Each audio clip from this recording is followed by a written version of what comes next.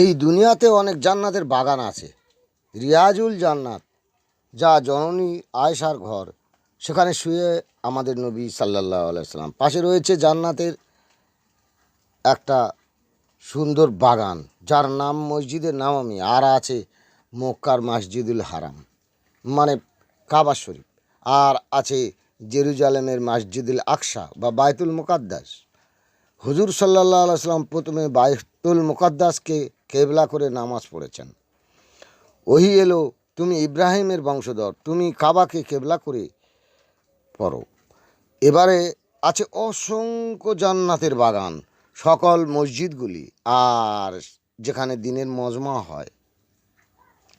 পাকিস্তানের ফয়সলাবাদে এক সিনেমার প্রযোজক, তার সঙ্গে আমাদের সাথীর কথা হয়। প্রযোজক বলেন, ভাই সাথী,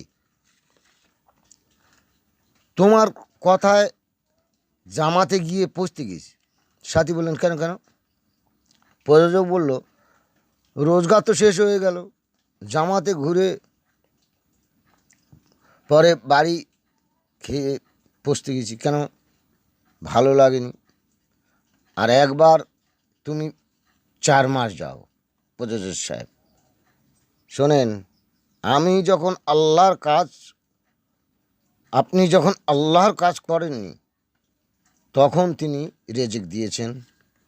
আর এখন আল্লাহর পথে এমনকি আপনার জীবিকা কেড়ে নেবেন, এটা হয় না।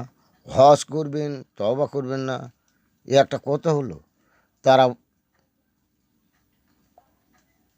কারণ হালাল জীবিকা নির্বাহ করুন, আল্লাহ আপনার সাথে থাকবেনই। আপনার কিসের ভয়? প্রযোজক একটু ভেবে বললেন, জান্নাতের বাগানে বাগানে খাওয়া শোয়া বসা, বিরাট শান্তির ঘুম। ভাই সাথী, এতক্ষণে তুমি আমার টেনশন মুক্ত করলেন।